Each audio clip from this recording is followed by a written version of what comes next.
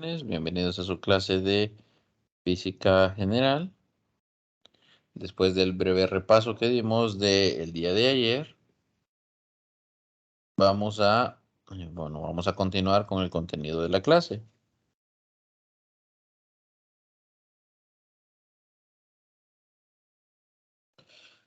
Bien, escalas de temperatura. Bueno, recordando que la temperatura, ¿verdad?, es una medida de la energía cinética de las moléculas en una sustancia, pues hay diferentes escalas de temperatura que se han construido.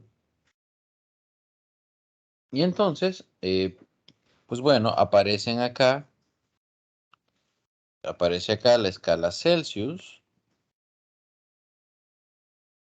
la escala Fahrenheit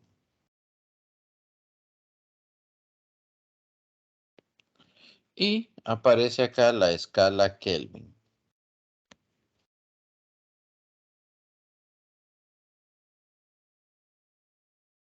Cada escala se construyó de manera diferente, pero tanto la Fahrenheit como la Celsius,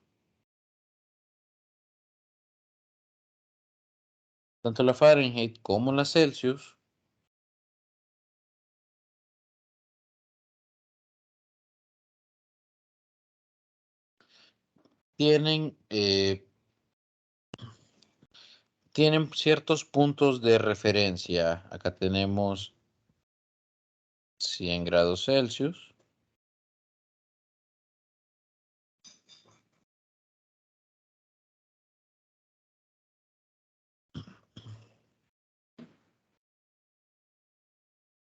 Y su equivalente en Fahrenheit, que sería 212 grados Fahrenheit.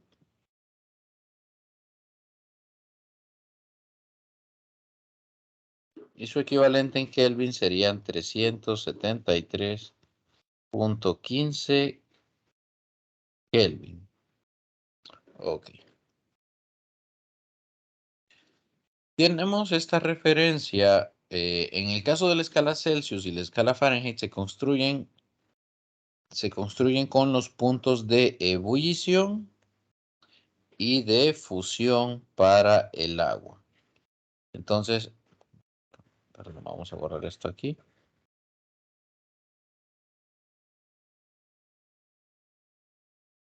Aquí sí.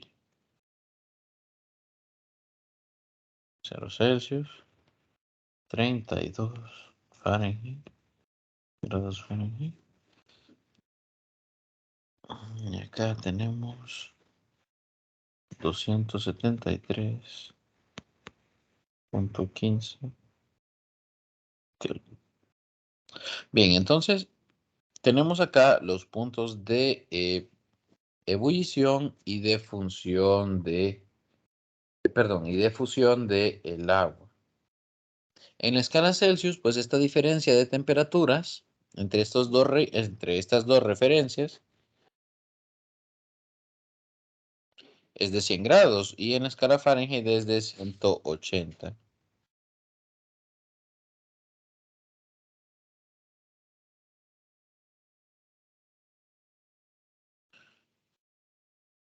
Y en esto, bueno, vamos a ponerlo acá.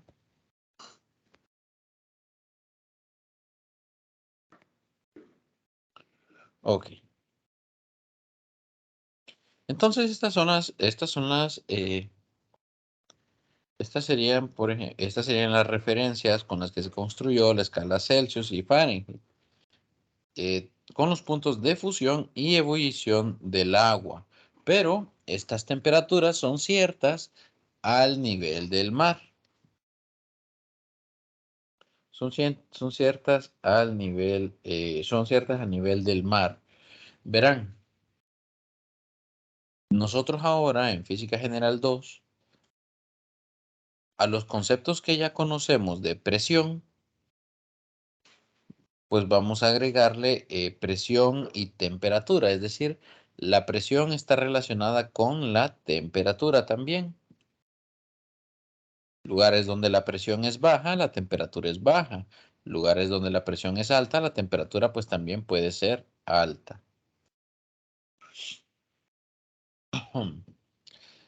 Entonces, aquí mezclamos tres conceptos: presión, calor y temperatura. Al final no es tanto pues una unión de dos, sino que es una unión de tres.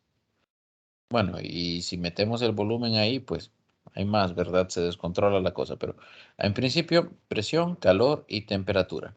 Cuando estamos a nivel del mar, tenemos que la ebullición del agua ocurre a los 100 grados y la fusión a los 0 grados.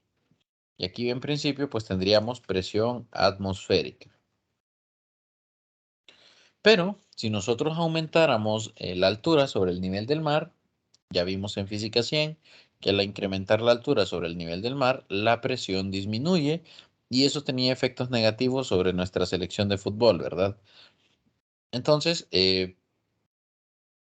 al haber menor presión, la temperatura requerida para poner en ebullición el agua es menor. Por ejemplo, si no me equivoco, en el Monte Everest, el agua puede hervir a los 60 o 70 grados. Bueno, en el Monte Everest usted puede hervir agua entonces a 60 o 70 grados. No es necesario llevarlo a 100. Eso es porque la altura sobre el nivel del mar es mayor y la presión, por lo tanto, es menor. Entonces, eso es lo que tienen las escalas Celsius y Fahrenheit, que son escalas, pues, no son absolutas, son escalas relativas y tienen esta referencia, se construyeron con esta referencia: punto de ebullición y punto de fusión del agua. Por lo tanto, nosotros podemos aquí tener temperaturas negativas.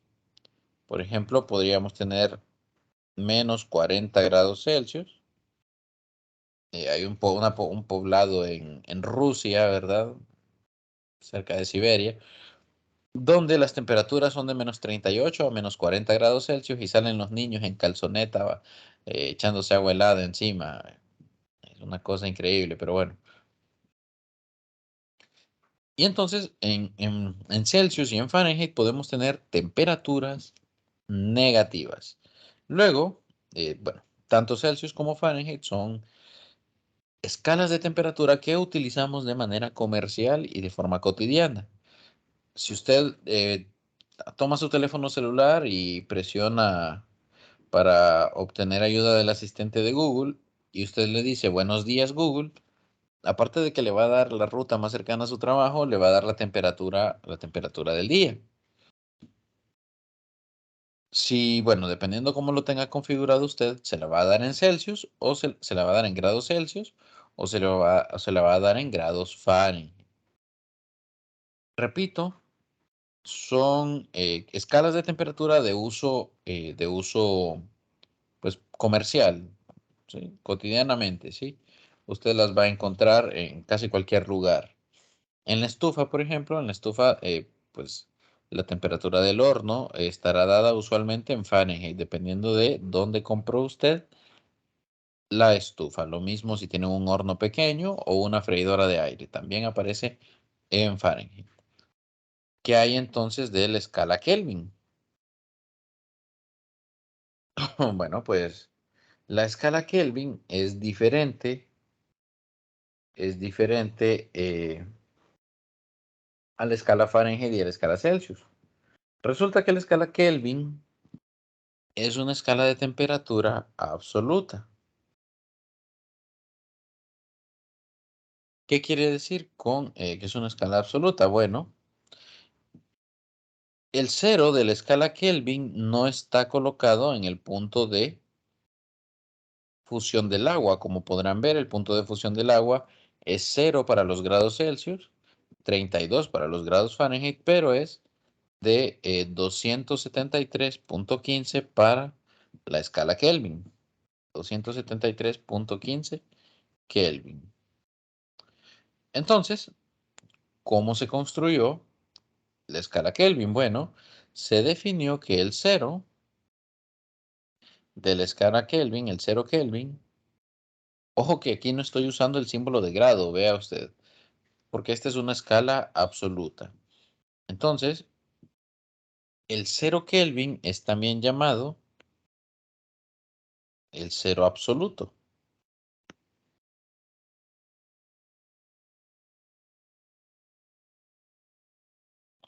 Bien, y podría ser un par de referencias, ¿verdad? Eh, a los Caballeros del Zodiaco o a Bleach, con técnicas que involucran el cero absoluto, pero bueno, el cero absoluto es la temperatura en la cual no hay ya ningún tipo de movimiento a nivel molecular, ¿sí? Es decir, objetos que se encuentran en estado sólido, sus átomos pueden vibrar y la vibración puede tener cierta amplitud. Ya en el cero absoluto esa vibración no existe. Si no me equivoco, la temperatura del espacio exterior oscila los 3 o 0.3 Kelvin, no recuerdo muy bien, pero lo que sí puedo decirles es que hemos logrado, bueno, como humanidad, ¿verdad? No hemos logrado llegar al cero absoluto, eso no lo hemos conseguido, pero sí nos hemos logrado acercar a temperaturas muy bajas y cercanas al cero absoluto. Lo que ocurre ahí, pues es que aparecen nuevos estados de la materia. Para que se hagan una idea, en Física 200 vamos a estudiar el estado sólido, líquido y gaseoso, pero no estamos estudiando plasma, tampoco vamos a estudiar el condensado de Bose-Einstein, que ya pues son estados de la materia que en este caso se están dando a bajas, no, bueno, no a bajas temperaturas, sino a temperaturas cercanas al cero absoluto. No hemos llegado hasta ahí, pero sí hemos llegado cerca y son unos sistemas de enfriamiento por láser, unas trampas ahí que evitan pues que los átomos vibren, bajan la vibración del átomo, porque al disminuir la vibración del átomo, pues disminuyen la energía cinética del mismo y por lo tanto también disminuyen la temperatura de la sustancia. Entonces, bueno,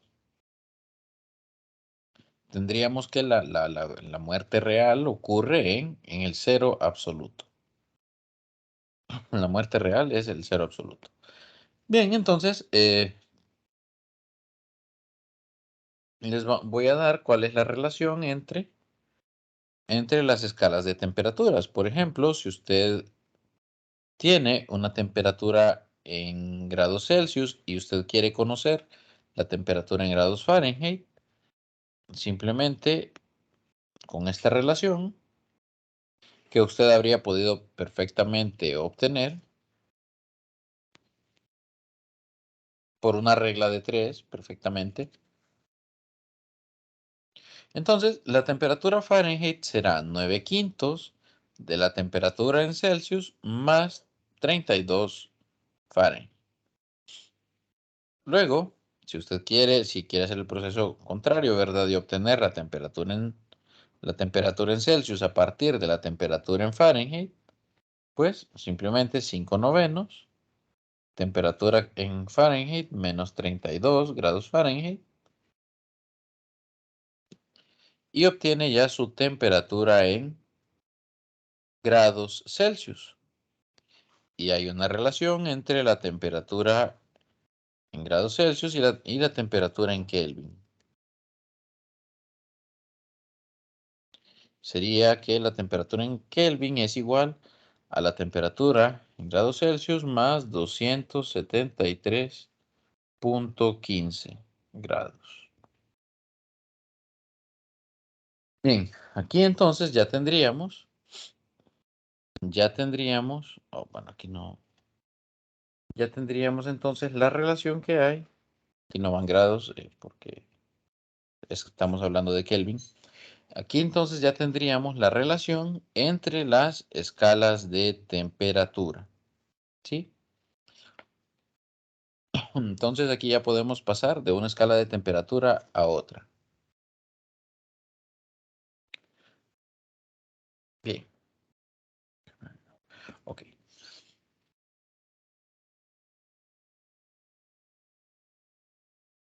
Entonces, bueno, vamos a retomar el tema del calor un poco más adelante. Por ahora vamos a estudiar un fenómeno que se da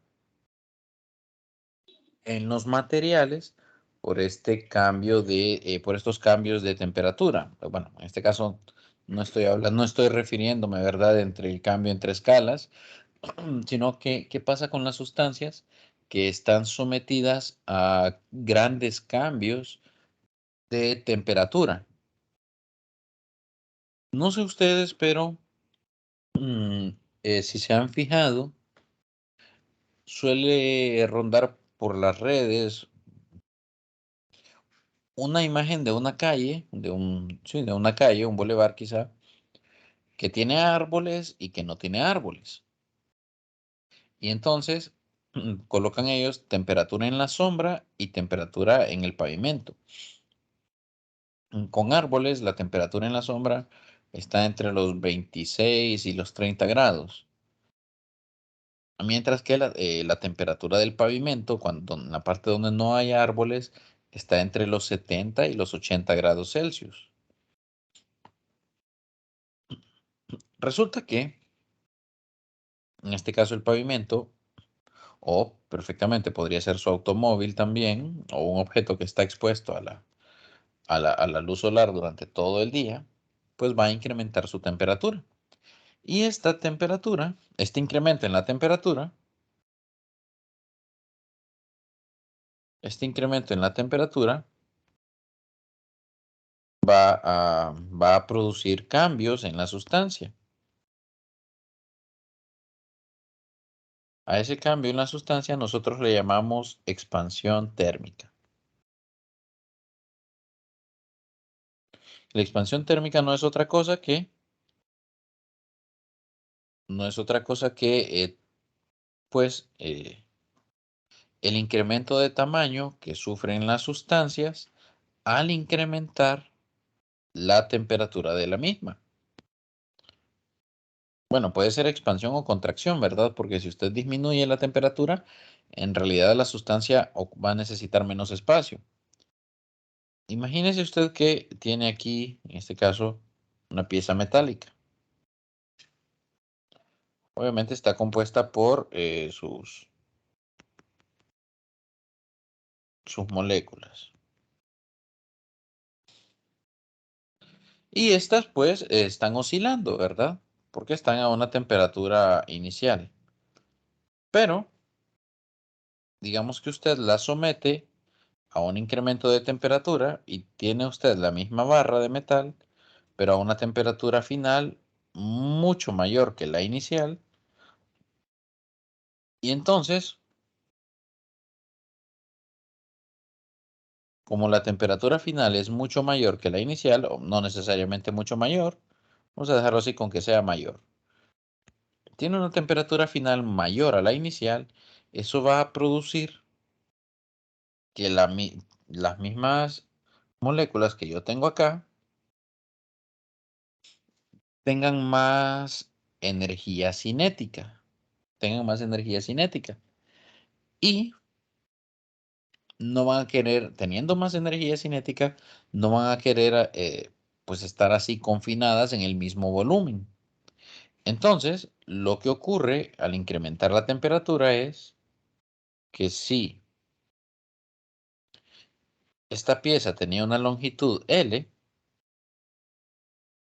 cuando usted incrementa la temperatura, usted ya no tiene una temperatura L, perdón, usted ya no tiene una longitud L, usted tiene una longitud L más delta L, ¿sí? Donde delta L es este pequeño segmento, ¿sí?, de material que se expandió.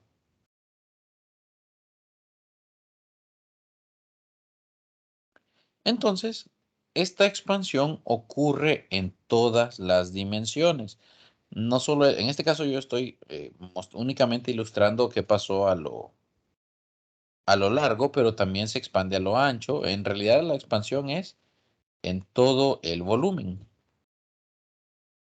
De aquí viene una de las recomendaciones, ¿verdad? Ahora que estamos con el ahorro de combustible, es evitar llenar combustible durante las horas de mayor temperatura, porque en estas horas de mayor temperatura, pues la gasolina se ha expandido y ocupa la misma cantidad de gasolina, ocupa un volumen mayor.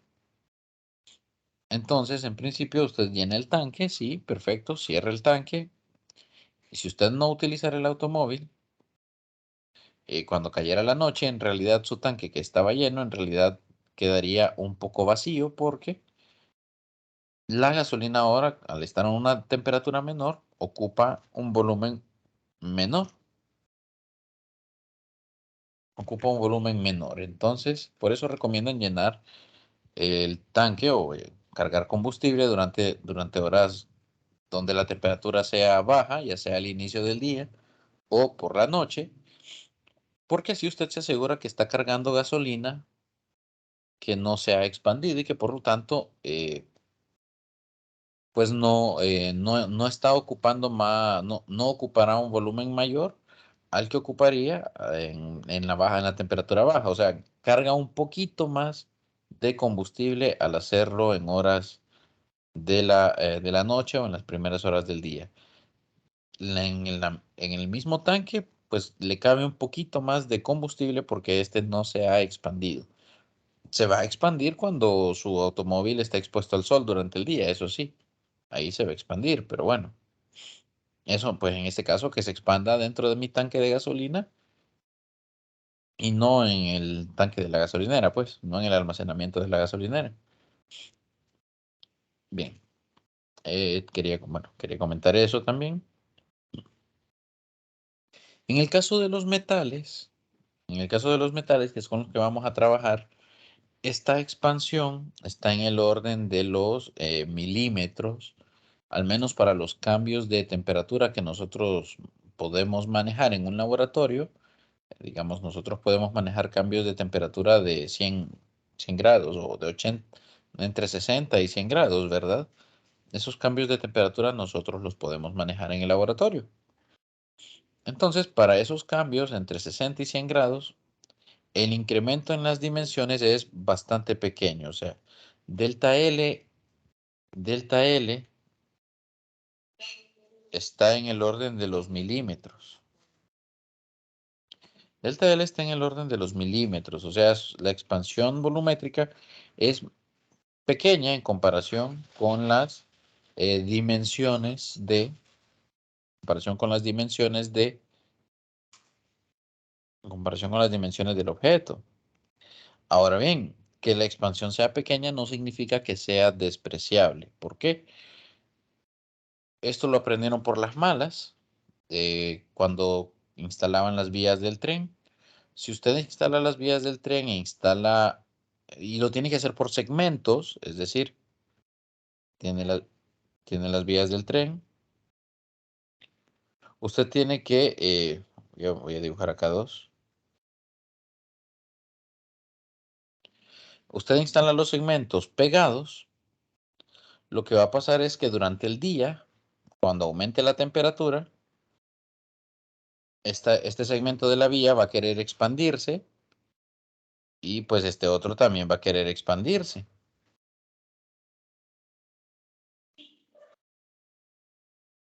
Ambos segmentos se van a querer expandir. ¿Qué va a pasar? ¿Qué va a pasar aquí? Va a producirse una deformación. Aquí va a producirse una deformación porque ambos segmentos se van a expandir.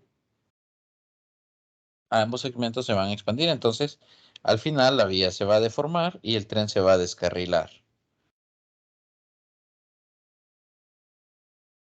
La expansión va a ocurrir, pero lo que va a ocurrir es que como no tienen, o sea, están pegadas y se van a expandir, la única forma lo único que van a lograr es deformarse, ¿sí? Mediante esa expansión lo que va a hacer es deformar estas vías del tren. Entonces, ¿qué es lo que hacen para instalar de forma correcta las vías del tren? Vienen y las instalan de esta manera, dejando un, dejando un espacio de manera que cuando la expansión ocurra durante el día, cuando la expansión ocurra durante el día, pues simplemente van a quedar un poco más cerca, no necesariamente se van a tocar, pero van a quedar un poco más cerca, no se van a unir tampoco, siempre va a quedar un pequeño espacio, pero van a quedar cerca y no va a ocurrir dicha deformación. No va a ocurrir dicha deformación. Eh, entonces pues, para tener en cuenta ese fenómeno, se deja ese pequeño espacio se deja ese pequeño espacio entre un segmento de vía de tren y otro segmento. ¿Cómo se modela? ¿Cómo se modela entonces la expansión térmica? Pues porque hasta ahora solo les puse, ¿verdad? Solo les puse que solo les mencioné en qué consistía el fenómeno. Para modelar la expansión térmica, usted va a decir lo siguiente. El cambio de longitud, es decir, si es una expansión lineal, vamos a poner aquí arriba.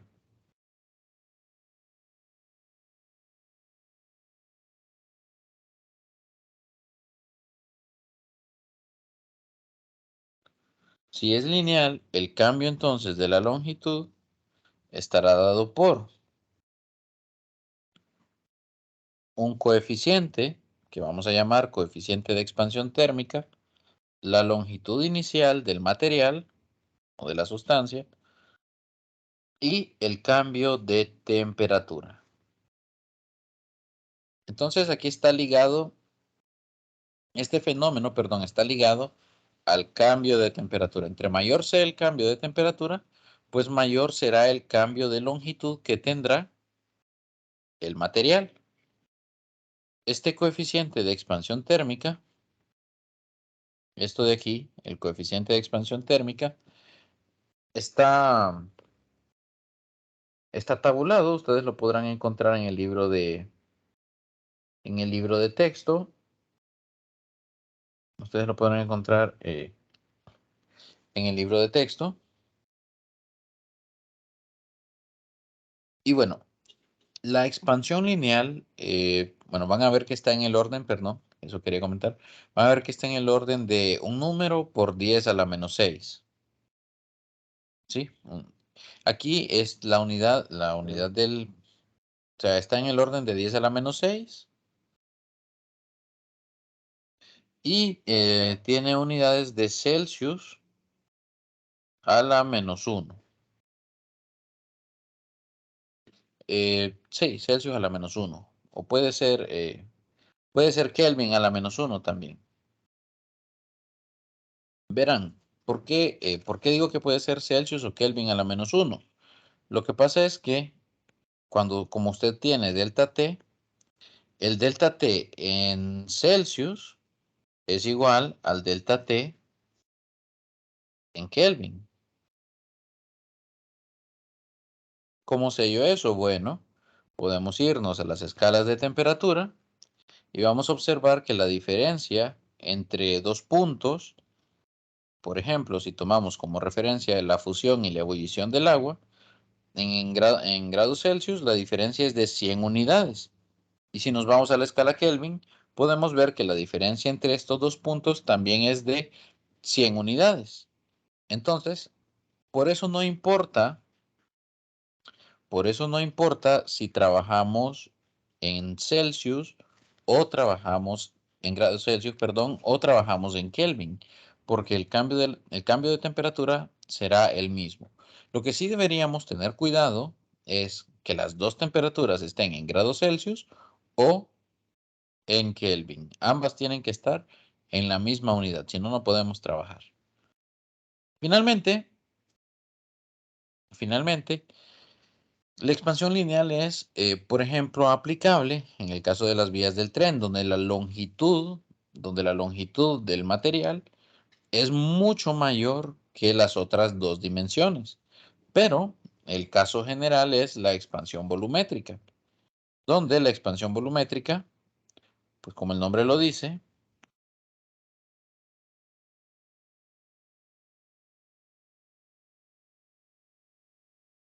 Como el nombre lo dice, tenemos aquí la expansión volumétrica, como el nombre lo dice, pues es una expansión de un volumen. Entonces, lo que calculamos es el cambio en el volumen. Y bueno, se calcula de la misma forma. Solo que en este caso, la letra griega beta representa el coeficiente de expansión volumétrico. Y bueno, este está en el orden de 10 a la menos 5.